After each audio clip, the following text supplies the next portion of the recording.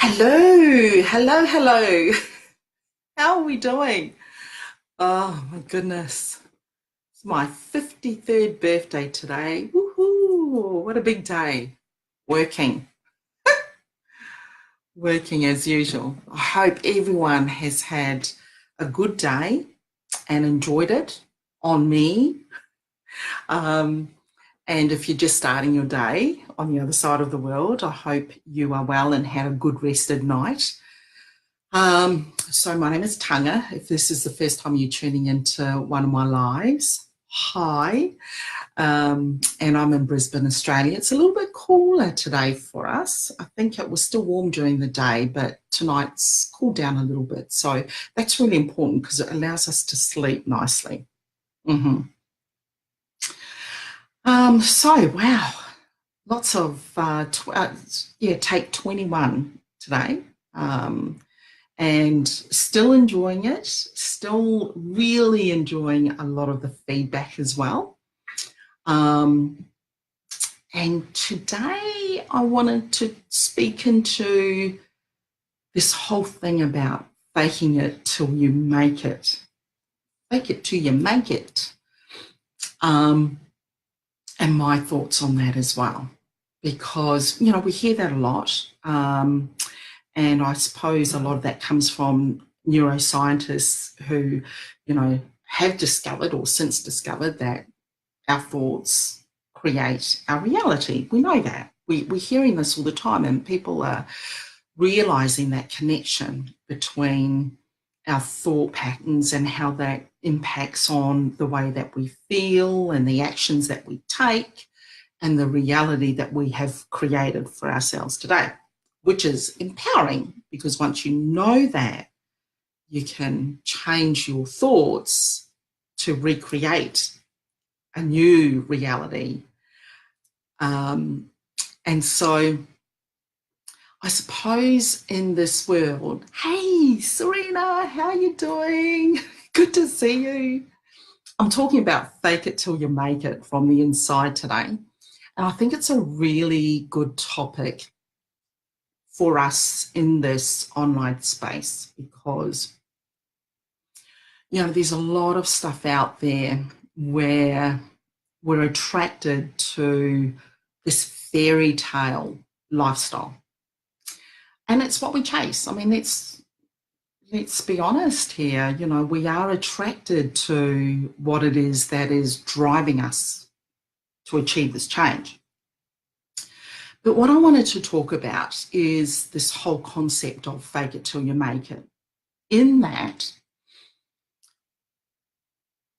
for me, it's more about the thought patterns that are going on inside our mind. Because if you think about it, a lot of our blocks have already been founded on this fake reality that we have created for ourselves. I'll use the example of going live. My thought pattern was, well, who would want to listen to you? What sort of value can you bring to someone's life? You're going to look really funny. So all of these thoughts had created my reality, and it was the block created that fear of not wanting to go live. And so what I needed to do was to trick that reality and to reprogram these internal thoughts such that I'm worthy, such that people will find value in what I have to share. And so it took me a while to get to that point of believing that, or even faking that I believed it, because my reality was created more so after I started receiving some really good feedback after the videos. But initially, in order to get to that point, I had to fake the story. I felt like a fake then. I needed to undo some of these old programmed thought patterns that were going on and that were ultimately my block from stepping into the person that I wanted to become. What I will say though is this: fake it till you make it is not about lying about where you really are in your journey. What do you reckon, Serena? And what I mean by that is these people that give out this false sense of, oh, I'm doing so well, I've got all these cars, I'm out traveling every week, when in reality, they haven't gotten to that point.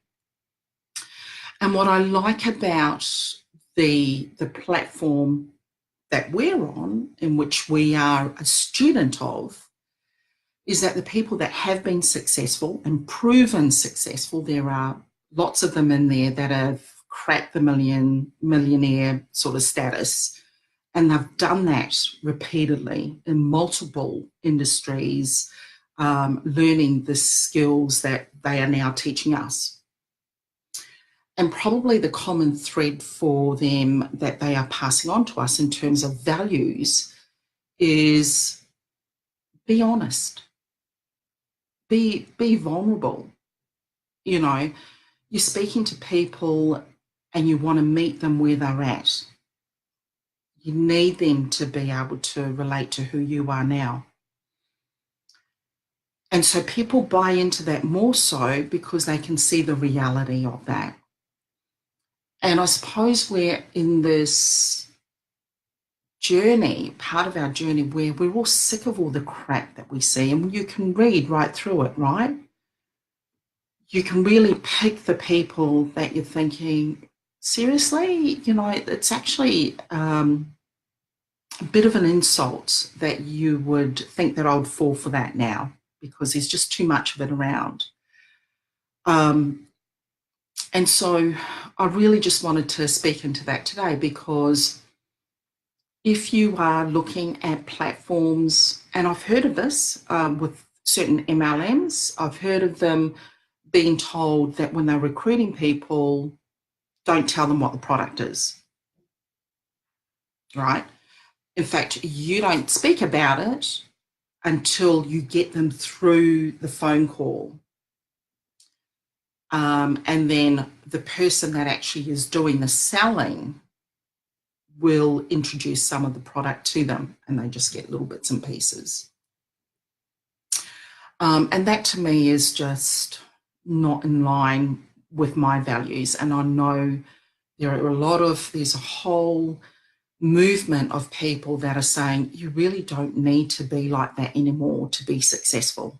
In fact, you know, it's becoming now really loud and clear that we're demanding the respect that you give me what I need to know so I can make an informed decision. And I just think that that's so powerful when you can align yourself with a platform that promotes those values. And I suppose, Serena, we had this get together of a few of us students just a couple of days ago. And I think that's where our connection was just like, in fact, one of our students actually said, this is so real. It's so good to be amongst people who are real about the struggle, the challenges, and most of it, as I think we'll all agree, most of it was our perceived idea of where we're at. So I wanted to talk about that and really, really focus on being able to stand in that space of honesty and integrity in the space that we're at. And if someone is saying that they can make you a millionaire in a week or a few days, I'd be running. Run, Forrest, run. Don't look back, you know, because that's just BS. It takes work, and so it should.